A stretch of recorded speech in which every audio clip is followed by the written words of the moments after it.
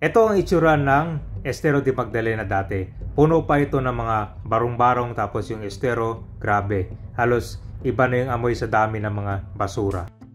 After ma-demolish mga bahay dito, sunod din ginawa nila yung pag-dredging. Ang dami mga burak ang natanggal dito. Yung dredging para mag-improve yung flow ng tubig. May na-install na rin sila dito pang sala ng basura, booster at flood control gate.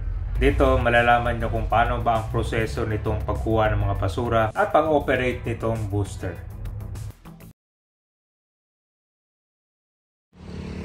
Nandito na tayo ngayon sa Recto Avenue, Manila. Yan po yung Estero de Magdalena. Yan yung madalas na update natin. Napuno ng mga barong-barong, na-demolish at pinaganda. Naging linear park naman yan. Tapos dito sa kabilang side lang ito, dito sa harap. Ito yung nagkaroon ng demolition ng mga bahay. Na kung saan marami din mga bahay ang natanggal dito dati. Tingnan mo yan, Dito kabayan, dito sa katabi lang nito mga bahay dati ay merong ginagawang bagong development. Ito nakabakod na, nagsisimula na. Sementado na pala yung daanan niya. Yan yung dating puno ng bahay. Tingnan mo yan,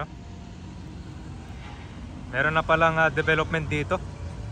Marami kasing nag-aabang dito, Pero maganda na. Parang nakahinga na yung estero. Tingnan mo naman, Wala na mga basura. Tsaka nagkaroon din ng dredging dyan. Yan. Meron yung tarpaulin dito, Ito, malaking building tong gagawin dito.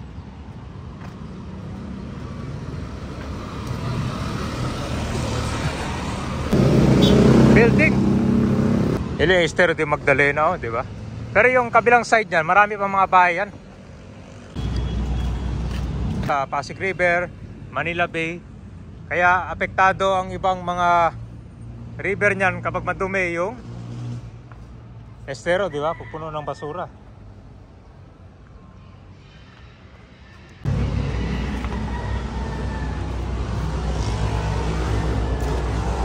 Wow, tingnan mo naman, Ang ganda, Siguro kung ito gagawing pwede rin gawing linear park, para maging pasyalan. So dito kasi ginagawa na rin yung bagong building. Okay, katabi lang dito,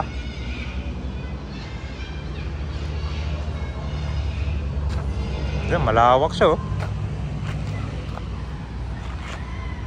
Sino magkakalakabay na dating squatter area? Meron ng daanan ngayon, pinapaganda na yung estero. Dati yung bahay niya, umabot yan dito, sa kalagitnaan ng estero. Yan, malaking pagbabago. So meron na rin ito pang sala ng kanyang basura. Para yung basura sa pumping station, mabilis makuha. Kasi ito pathway,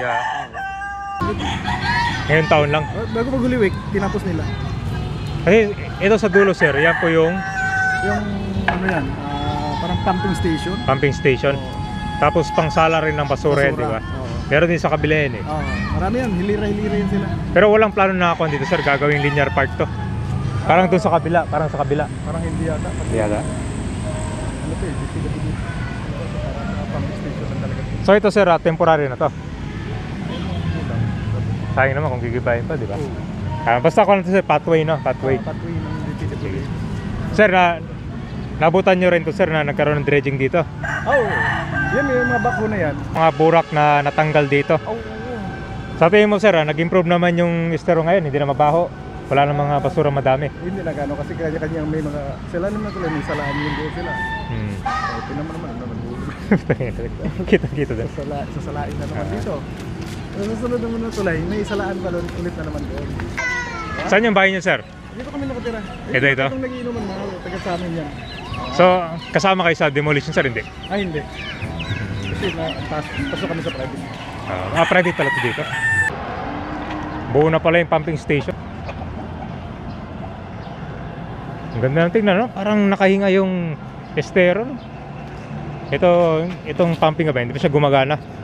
Pero yung pag gumana na yan, tanggal yan lahat ng mga basura dyan,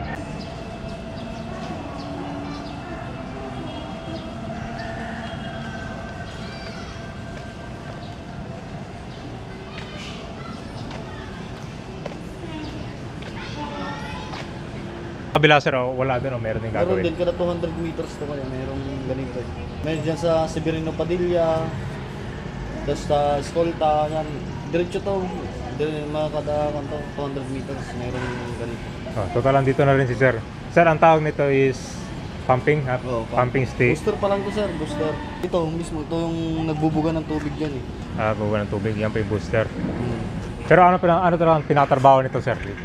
Ang pumping station. Para yung tubig, tapos malinis na rin yung ilog. Kasi ito siya, pang kumukuha rin ng basura, di ba? Oo sir, yung ETR namin doon. Yung pang, strainer ba tawag yan? Oo sir, yung nakakakondon, yun yung nag-aangat ng basura dyan sa ilog eh. Oh, yun. Kaya pala meron siyang parang hook doon, no? Oo. Kaya yung strainer ng kabayan, Oo. dinadala pataas Tapos pa. ito naman yung floodgate. Floodgate. Oh, kapag bagyo yan, sir, di ba? Oo. Yan, yung floodgate, binababa para hindi labas pumasok tubig. So, control na rin yan para hindi mag-flood. Oo. Parehas lang naman yan. Korekta ng DPWH to eh. Ito, sir, yan, ano tawag dyan, Booster sir. Booster. Oo. Ano yan ba? Nagbubuga ng tubig? Oo sir. Sa galing tubig. Diyan sir, sa mga bahay-bahay. Tapos kapag umulan. Lahat yan. Pero usually, pag bagyo lang naman yan, Oo. di ba? Medyo lumilinis na itong ilog ng dahil sa amin. Kasi So, kapag meron palang ulan, tumataas tubig ito sir eh. tumataas tubig. So, ang ginagawa nyo, Binubuga, tinutulak namin papunta doon. pinupupunta doon. Oo. Hindi Para bumaba. hindi Maipon. Hindi maipon, tapos para hindi bumuha dito sa Manila. Okay. So, ganyan pala. So, ang tubig, higupin niya dun sa kabila. Oh sir, hindi sir, itutulak niya lang to. Booster lang to sir. Booster, itong tubig papunta doon. Tubig na papunta doon eh. Okay, para mabilis yung tubig papunta doon. Mas bumilis yung agos ng tubig. Yun palang purpose ng booster. Sige. Yung pumping naman yung nasa dulo namin, siya naman na nagtatapon ng tubig sa Ilog Pasig. Kasi malapit sa Pasig River na. Kasi kung walang booster, sir, may na yung flow ng tubig, Okay palabas na. na. Tama. Kapag magbabaha lahat ng mga bahay dito sir eh. Okay, yung malaking tulong pala, no? Ganyan pala yung booster ito, kabayan. Kapanda na sila. Mababa kasi dito eh. So, binabantayan pala yung level ng tubig lagi Oo, nito. sir. High tide ngayon yan sir eh, kaya ganyan eh. Pero pag hindi high tide to sir, mababa yung tubig na yan. So, pag umabot ng 12, papanda rin na itong booster. Oo sir. Hindi, mas mataas pa doon sir. Kapag 12.5 ganyan. So, saka na-under itong booster para Oo. tubig doon buga. Oo sir. 200 meters. Oo. Meron siya sa mga estero. Meron siya sir. So, malaking tulong pala to para mabilis yung flow ng tubig. Diretso papunta sa Pasig River. Oo sir. Kasi doon yung nito, main na tributary niya.